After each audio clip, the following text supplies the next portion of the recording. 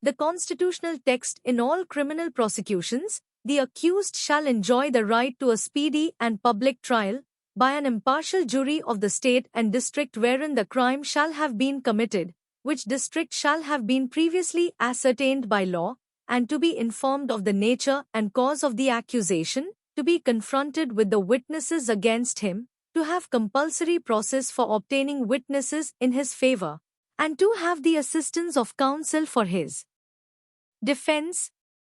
These words, adopted in 1791 as part of the Bill of Rights, form the constitutional foundation for one of America's most fundamental protections. The Sixth Amendment's promise of counsel stands as a guardian of fairness in the criminal justice system, ensuring that the accused does not face the machinery of state prosecution alone and defenseless. The right to counsel clause may seem straightforward on its surface, yet it contains layers of meaning that have evolved through centuries of judicial interpretation and countless landmark decisions that have shaped how American justice operates. Understanding the scope, the Sixth Amendment right to counsel applies in all criminal prosecutions, regardless of whether a given trial is federal or state, regardless of whether the counsel is retained or appointed. This universality marks a fundamental commitment to equality before the law. No citizen, no matter how poor, should face criminal charges without legal representation. The promise is absolute and unwavering. The right belongs to the accused simply because they stand accused, not because they can afford to hire a lawyer. The Supreme Court clarified this principle in the landmark case of Gideon v. Wainwright. In that decision, the court emphasized that the right of one charged with crime to counsel is fundamental and essential.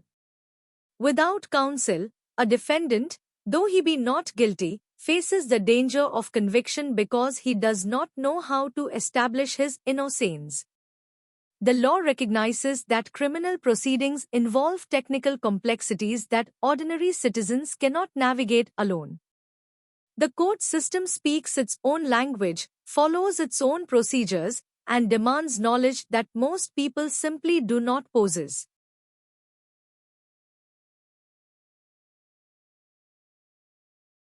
The critical moment, the Sixth Amendment right to counsel does not exist in a vacuum. It emerges at a specific point in the criminal process, not before, and not always after. The critical question becomes when exactly the right to counsel attaches, or in legal terms, when it becomes triggered and enforceable. The government's role in criminal matters shifts from investigation to accusation. The right to counsel becomes applicable at the moment when this transition occurs. The Supreme Court has emphasized that the Sixth Amendment right to counsel is triggered at or after the time that judicial proceedings have been initiated, whether by way of formal charge, preliminary hearing, indictment, information, or arraignment. This initiation of adversary judicial proceedings marks the point at which the assistance of one versed in the intricacies of law is needed to assure that the prosecution's case encounters the crucible of meaningful adversarial testing. Before the right attaches before judicial proceedings commence, the Fifth Amendment provides different protections.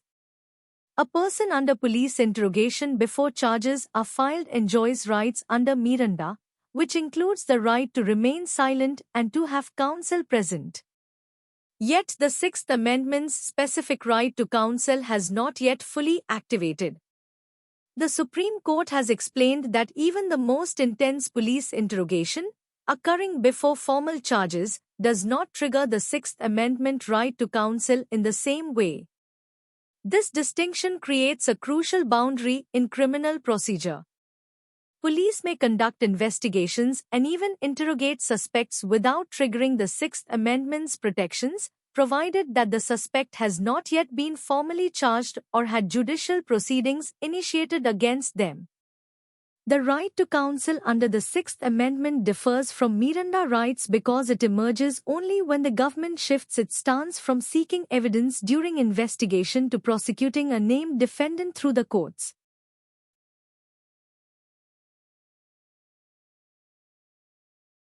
Where the right matters most once the Sixth Amendment right to counsel attaches, it does not exist everywhere and at all times in the criminal process.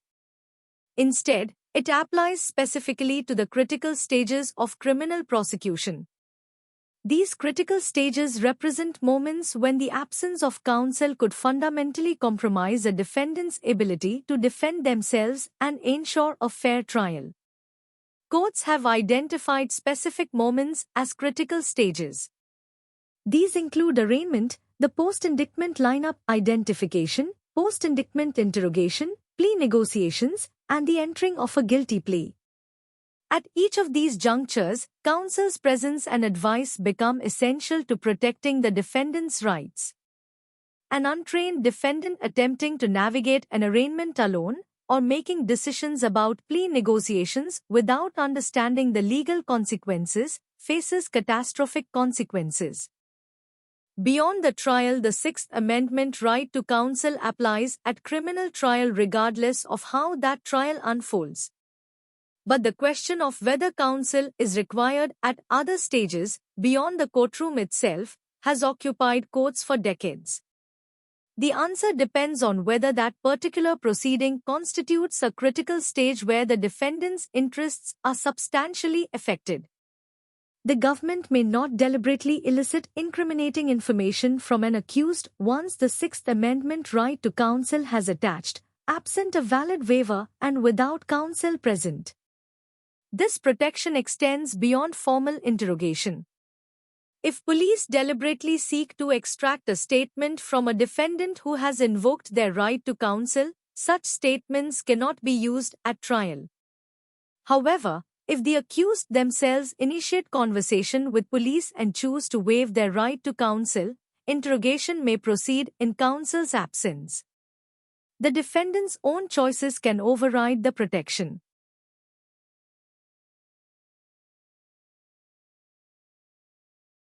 Selection and preference at the deepest level, the Sixth Amendment contains not merely a right to counsel, but a right to counsel of choice.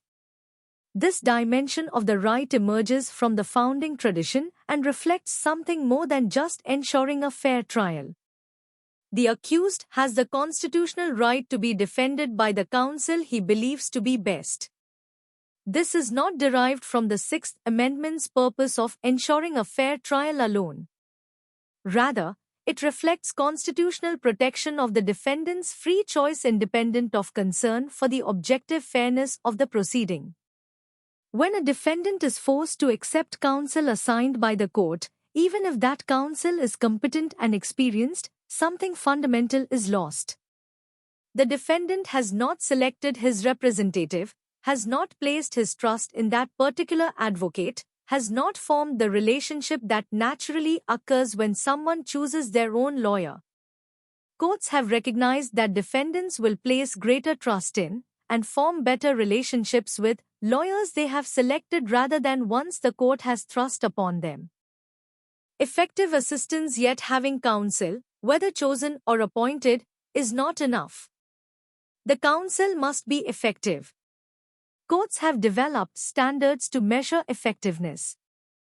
Counsel must act as an effective advocate measured by the purpose of the constitutional guarantee, which is to ensure that the defendant's trial is a fair one in which evidence is presented and subjected to adversarial testing, producing a reliable result. When the conduct of trial counsel falls below objective standards of reasonableness, counsel has failed to provide the assistance to which the defendant is entitled. This standard, established in Strickland v. Washington, does not require perfection. It does require competence. An attorney who fails to investigate, who sleeps through portions of trial, who abandons obvious defenses, has not met the constitutional minimum.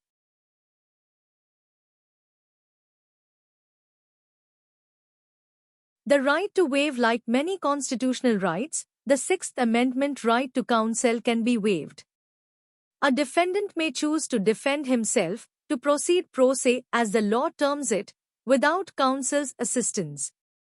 But this waiver must be knowing and intelligent. A defendant cannot casually surrender such a fundamental protection. Courts must ensure that when a defendant waives counsel, he understands what he is giving up and makes his choice with full awareness of the consequences. The question of competency arises particularly in cases where mental illness is present. The Constitution does not forbid states from insisting upon representation by counsel for those competent enough to stand trial but who suffer from severe mental illness to the point where they are not competent to conduct trial proceedings by themselves. A person with severe mental illness might technically be competent to stand trial, able to understand charges and assist in their defense, yet unable to handle the technical and strategic decisions counsel must make. Limitations and exceptions. The Sixth Amendment does not require that a defendant's counsel be of exceptional quality, only that counsel be effective. It does not guarantee the trial outcome a defendant might desire. It does not prevent courts from imposing reasonable constraints on counsel's conduct or strategies. Courts may exclude evidence obtained through improper means, may sanction attorneys who act unethically, may prevent counsel from pursuing strategies that undermine the integrity of the proceedings. Additionally, the right to counsel does not extend to every conceivable stage of the criminal process. The Supreme Court has limited the right to critical stages where the outcome substantially depends on counsel's presence and advice. Decisions about which stages are critical require courts to balance the defendant's need for counsel against the government's operational interests and the judicial system's resources.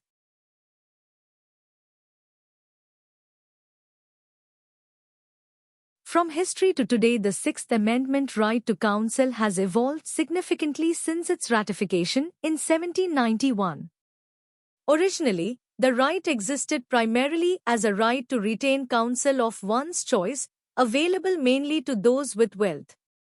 The great expansion of the right occurred in the 20th century when courts recognized that a right available only to the rich was no right at all. The right to counsel represents one of the most significant achievements of modern constitutional law. Through Gideon v. Wainwright and subsequent decisions, the promise of the Sixth Amendment transformed from an aspiration into a working reality for millions of defendants each year.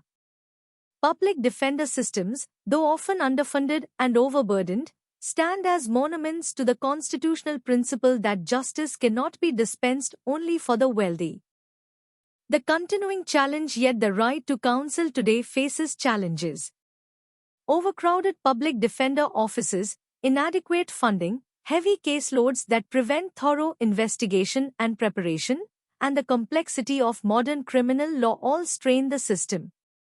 The constitutional right exists on paper as surely as it did 200 years ago. Its implementation, however, depends on whether society commits sufficient resources to make the promise real. The Sixth Amendment ultimately expresses a vision of criminal justice. It assumes that an accused person deserves a genuine opportunity to contest the government's charges. It presumes that fairness in the adversarial system depends on both sides being adequately represented. It insists that the power of the state must be checked by the skill and dedication of defense counsel.